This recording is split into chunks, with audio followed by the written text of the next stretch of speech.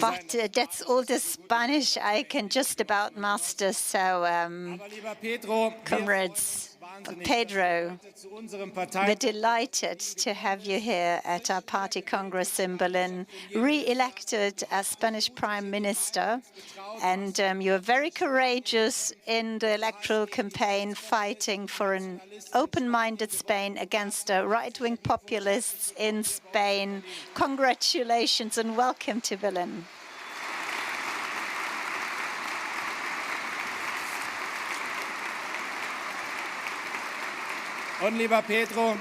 And Pedro,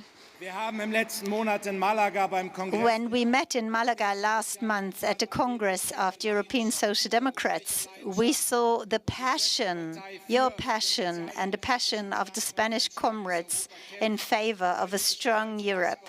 And today you're here visiting us.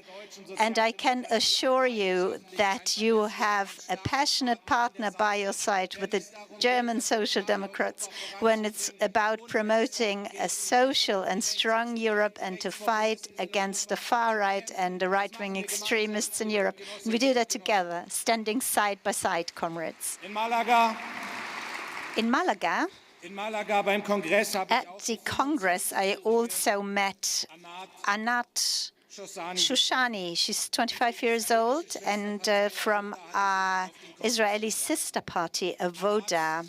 And Anat's grandmother, 72 years old, was kidnapped by Hamas on the 7th of October to Gaza on the very day when Hamas brought so much horror onto Israel, when they killed 1,200 innocent civilians and kidnapped hundreds of people. So from the democratic center of our country, we express the full solidarity with Israel, and it's our historic responsibility to protect Jewish life. Comrades, this signal is clear, and it's been sent out from the democratic center of our country.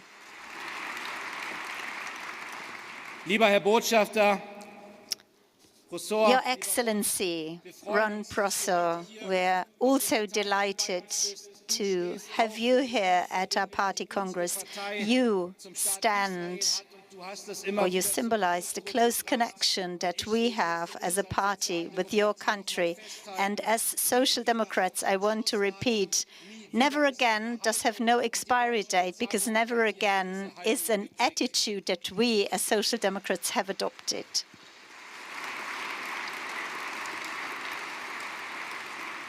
And I'm deeply grateful to the federal government and Olaf Scholz for their clear and attitude and their diplomatic efforts that they have shown. So this commitment is also decisive to prevent an escalation in the region, and the diplomatic initiatives have managed to bring the freedom for many of the hostages. Also, Anat's grandmother, who was freed from captivity after so many days, but 137 hostages are still in captivity in Gaza, and we ask for them to be freed immediately, and I'm very grateful to the federal government for all their efforts to that end.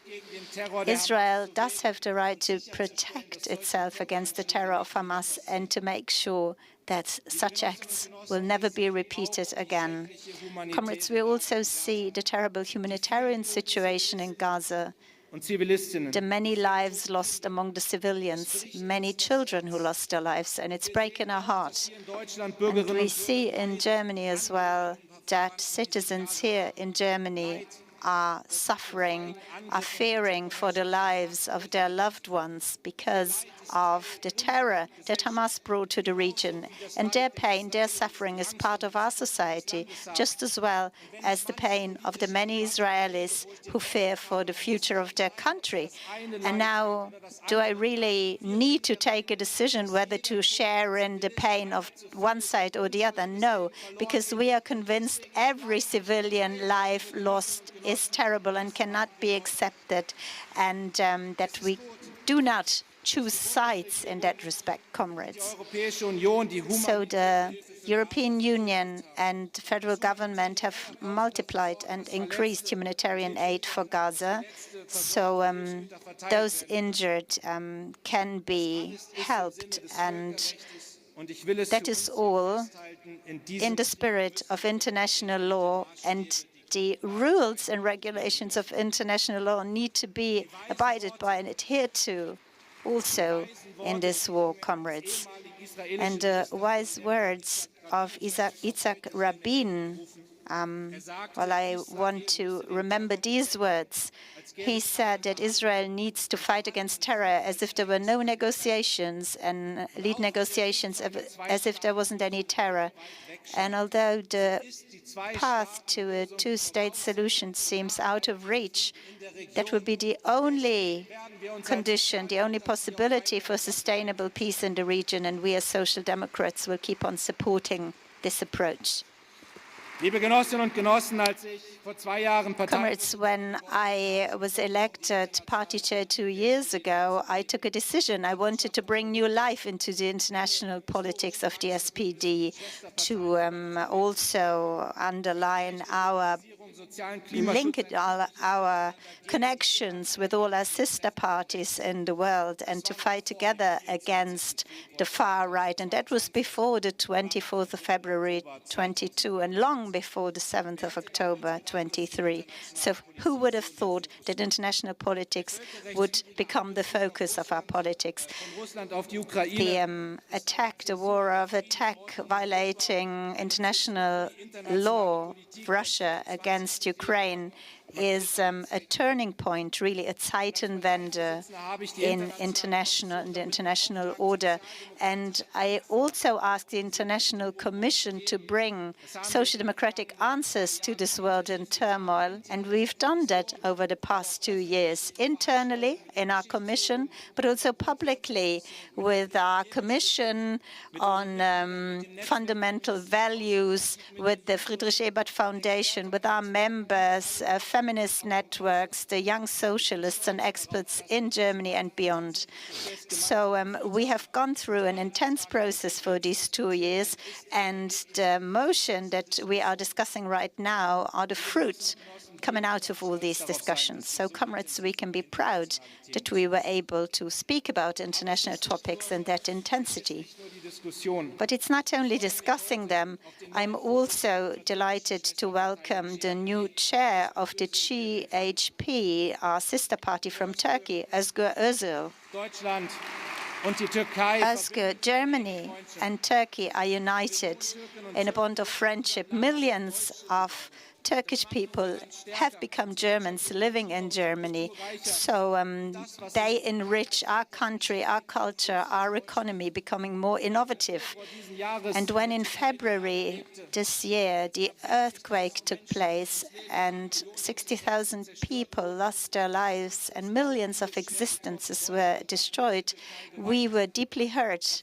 We shared the tears of Turkey at the time. So with Serpil, Serdam and Niels, I visited the region of the earthquake, and we were deeply impressed by the support that had been mobilized on the ground. And we also asked for donations, because we saw in the temporary shelters that the children have nothing to do. So we wanted a tent for where the children could play, and we needed 5,000 euros.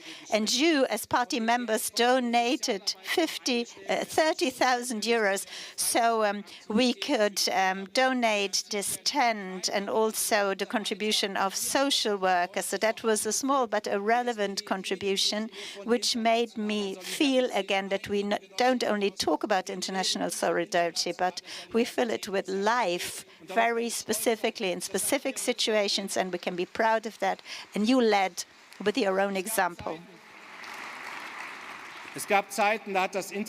There were times when international affairs didn't really play a big part in our party, and we cannot allow that to happen again, because the war waged by Russia, the pandemic, all these factors have shown us that these international conflicts have an enormous explosive power inside our own country and society. So that's why we as Social Democrats need to be the party that can really have an impact on international policy, and we can build bridges in order to prevent the rifts inside our country. And of course, we need to question what we could have done differently before the 24th of February.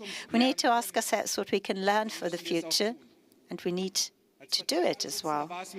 As party chair, I personally felt that it was important really to come to terms with the mistakes that we've committed in the past, and we're the only political party in the German landscape who's done that, by the way. In Germany, there was a consensus in broad parts of the society that close ties with Russia are good for us, good for Russia as well, good for a peaceful living together in Europe. And that was the foundation of our policy. But because of that, we weren't able to see that the framework of these relationships had changed, that Putin's regime has become ever more repressive and aggressive and revisionist, and that we were not able to see what really divided us. And comrades, it was a mistake not to be more distanced when it comes to Putin's regime. Russia has really said goodbye to the system of common security and our joint values. So we need to organize our security system without Russia and protecting us against Russia as well. So others have, though, used this opportunity to spit on the legacy of Willy Brandt, and I will not allow for that to happen. I will protect Willy Brandt's legacy, his politics, his foreign policy. That was always a combination of diplomacy, a clear view onto human rights, and also international law, the protection of sovereign borders. And Willy Brandt knew that the hand that you extend needs to be a strong hand. And we, as Social Democrats, we have understood that. We do offer our hand. We want to do that in the future as well. And the values that are the guiding stars for our foreign policy are a great foundation: peace, international solidarity, justice, freedom, the rule of law, democracy. That needs to be and need to continue to be our objectives. And that's why it's guiding us to stand firmly side by the side of Ukraine. And we have signaled that also when we visited President Zelensky this year. And I remember a conversation that really impressed me when we talked to Bohdan Feres, the chair of the Ukrainian Social Democratic Platform, and he's with us today as well. He said, tomorrow is always characterized by great insecurity, but this perspective to become a part of the European Union gives hope to the people in Ukraine, hope for the future. Bohdan and your fellow Ukrainians, we stand by your side. You are part of the European Union, and the SPD is standing firmly by your side. And it's the European Union that shows us that cooperation makes us stronger, stronger than conflicts, and democracy and the rule of law, the freedom and to protect the freedom of our citizens. And that's what we stand for: peace, prosperity, and freedom.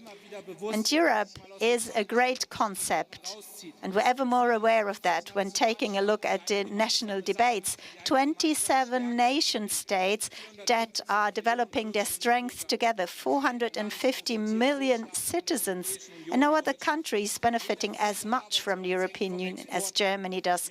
Every fourth job is depending on the exports towards European Union member states. So whenever our European partners are well off, that will also mean prosperity and strength for Germany. And if the AfD advocates an exit from the European Union and speaks of the Europe of the fatherlands, well, they want to cut down secure jobs, prosperity, and security. And this is what Europe can guarantee for us. So that's why the European elections next year will be decisive. And whether those forces will win that want to develop and secure Europe, or those who want to travel back in time. And we need to fight against the far right. And we do that with Katharina at our helm. And we do look forward to the European campaign next year. We will be standing by your side and supporting you.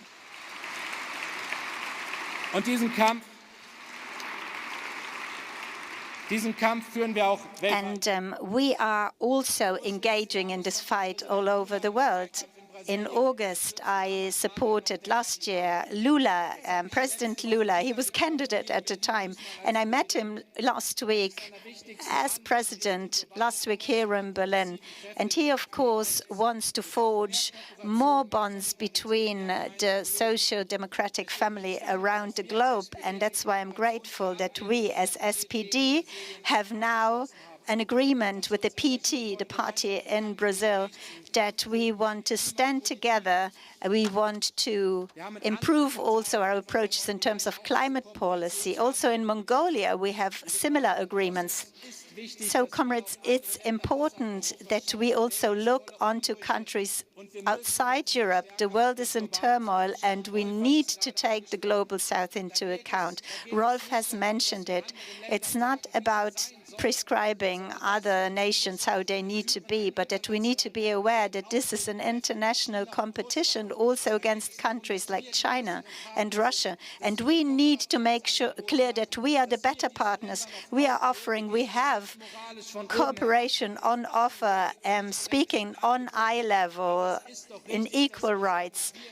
And we need to make it clear and need to make sure that we want to take on leadership and not leave it to China and Russia on the international arena. And that's why I want to be very clear. And Olaf, I'm very grateful to you that you as Chancellor follow exactly this path. That was a very hysterical debate last year when we discussed the question of whether our Chancellor is to travel to China or not. A hysterical debate. But then you were there standing next to Xi Jinping, and then you said very clearly, you sent a clear signal, no threat, no nuclear threat, no use of nuclear weapons.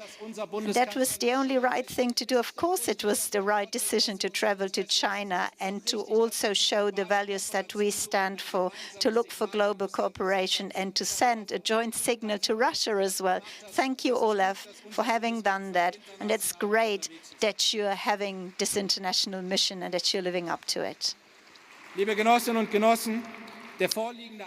Comrades, so the motion includes different answers from a social democratic perspective, and it was a great debate that we've had for the last 2 years. And I'm very happy that we can also continue the debate here at the party congress. Thank you for everybody who's contributed to it. And I'm passing the floor now to the Spanish Prime Minister, Pedro. The floor is yours. Please come to the stage.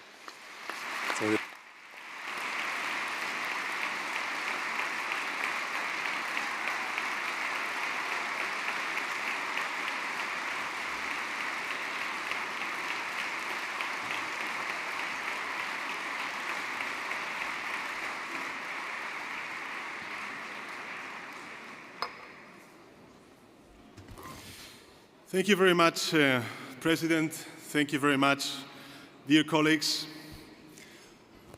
If there's something revolutionary in politics, it is doing what is right.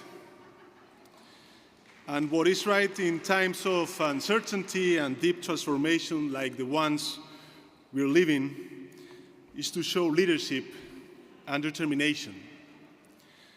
Doing what is right is not succumbing to melancholy or being carried away by inertia. It is having the courage to drive change. As your motto states, working for a fairer Germany. So, dear Olaf, thank you for doing what is right.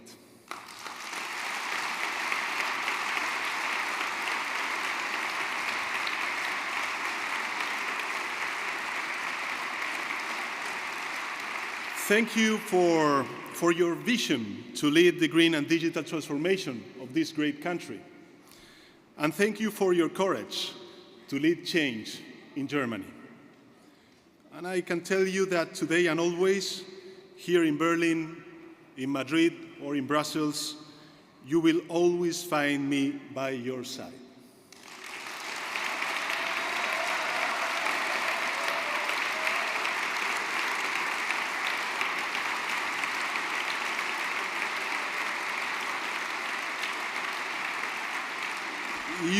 You can count on me, you can count on the Spanish socialists to fight all the battles and challenges that unite us. Dear comrades of the SPD, I want to tell you something.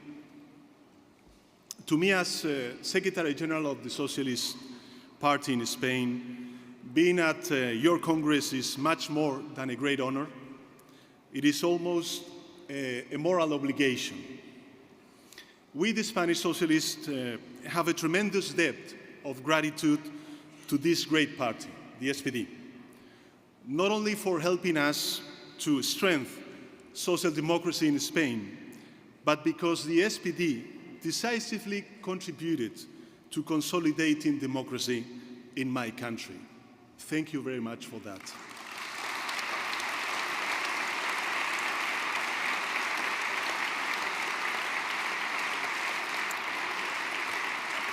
We will never forget that example of fraternity. We will never forget that in the darkest moment of the Spanish history, you were a beacon of hope and inspiration. You were a hand that helped my country move forward when it needed it most. So today, I'm not addressing you as a Spanish Social Democrat. I would like you consider me as a member of this great family called the SPD, because I am one of yours.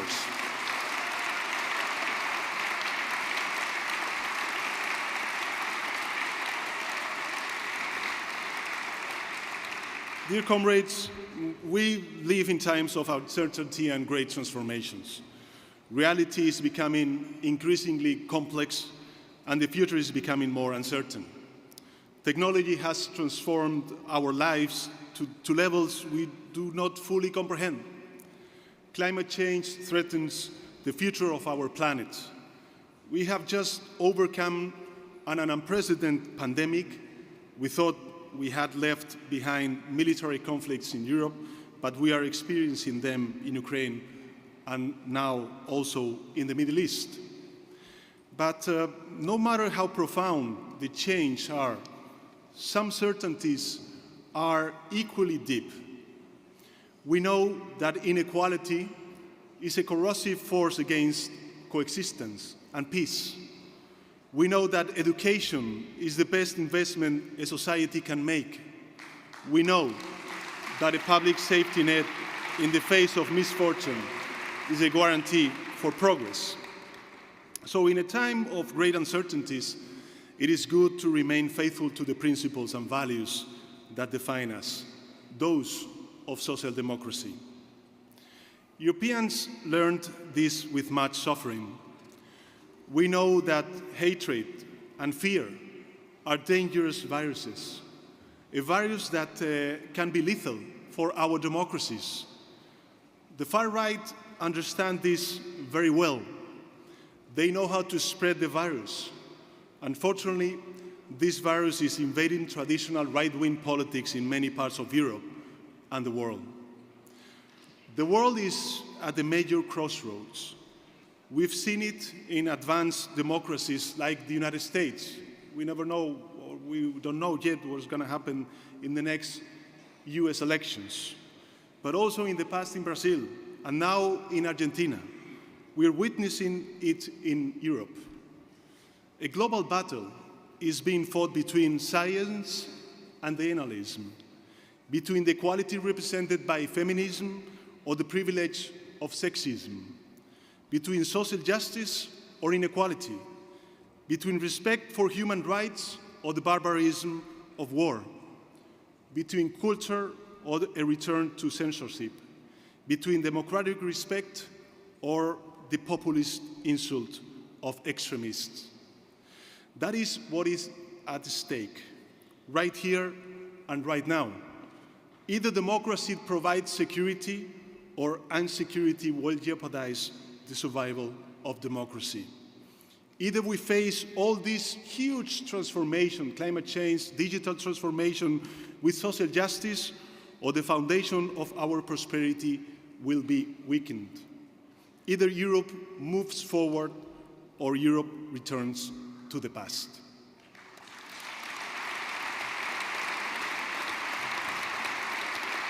And talking about the past, in the past, traditional conservative parties simply sought to preserve a status quo. That could be harmful or just a wrong decision, but not a lethal one. Now, the real threat is different. They do not seek to simply preserve something. They seek, pushed by the far right, into the ashes of the past. And that, yes, it can be lethal for democracy. So, dear comrades, it is not enough to resist the reactionary tide that is sweeping the world with hatred, fear, and forgetfulness. We need advance. And the best way to ensure progress is to continue defending the principles of our dear family, the social democracy. So let us always remember why and for what purpose we enter politics. Let us remember that we are here to improve people's life. We are here to promote a future with more social justice, with more rights and freedoms, and with more democracy. So we cannot afford to stop. Socialists understand well that there is no natural law working in favor of justice and equality. Everything must be earned through effort. Nothing has been given to us, and not progressing almost always means moving backwards. So therefore, we must convey a message of hope, especially to the younger generation. A country that offers hope and a future to its youth can resist populism and far right. My dear comrades, the welfare state was a tool against the return of fascism. Today, it still is. It is our tool against the far right because it provides certainty and security to the middle and the working class. And there is no other ideological construct more effective in combating inequality.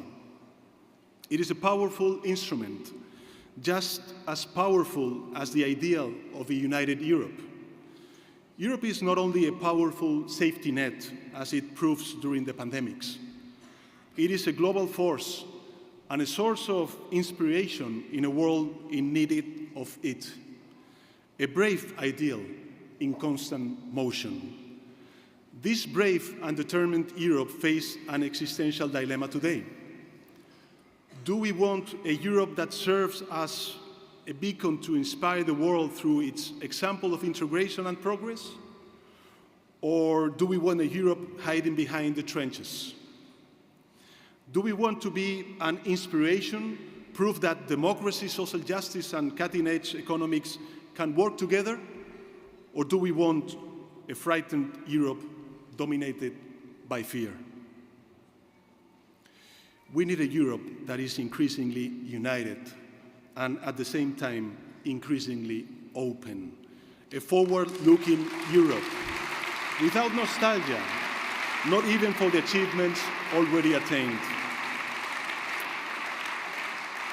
We need a Europe that does not bow the knee to the elites, one that does not succumb to fear and pessimism, one that continues to lead the fight against climate change, one that contributes ethical meaning and human value to the major transformations anticipated by digitalization or the development of artificial intelligence.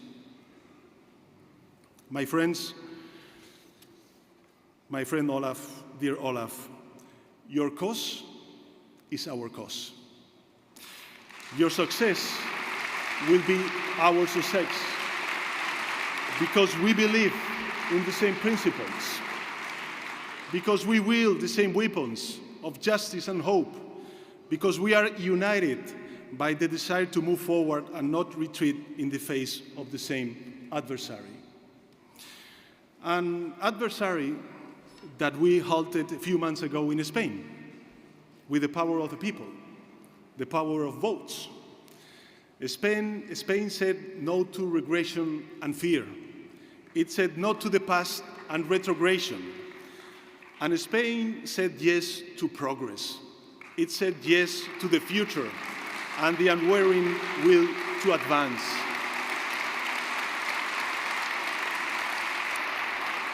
So today, Spain has a new progressive government, and from that government we will stand for an open, supportive, and human rights committed Europe that others want to dismantle. Because this is the real soul of Europe. And dear Olaf, dear comrades, Spain and Germany will be united in their defense.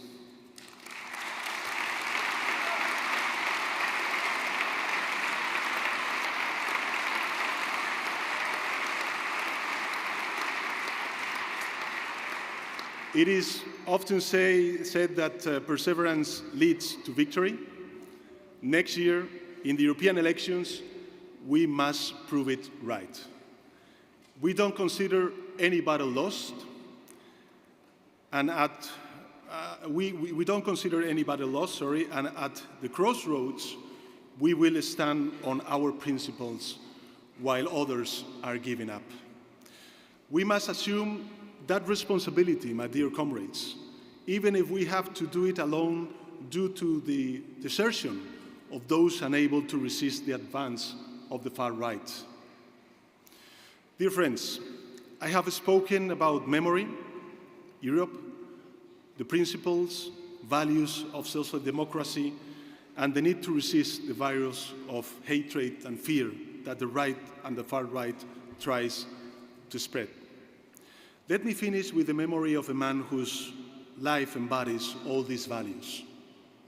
Tomorrow will mark the 100th anniversary of the birth of one of the greatest Spanish socialists or progressive personality, Jorge Semprún.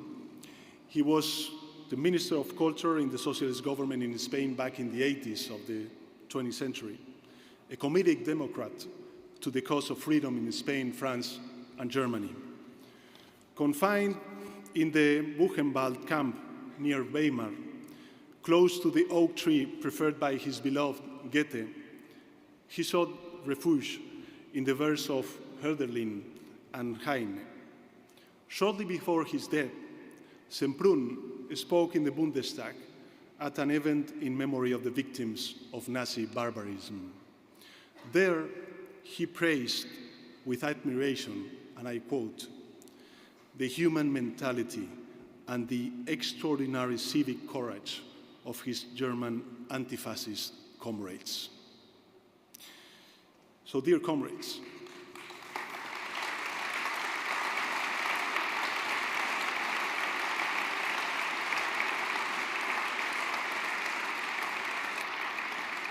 those values are alive in all of you, in my comrades of the German social democracy, in those who are the heart and the soul of a party that is a moral compass for all European progressives. Today, yesterday, and always, It is an honor to fight alongside you for a fairer Germany, a fairer Europe, and a fairer world. And I thank you.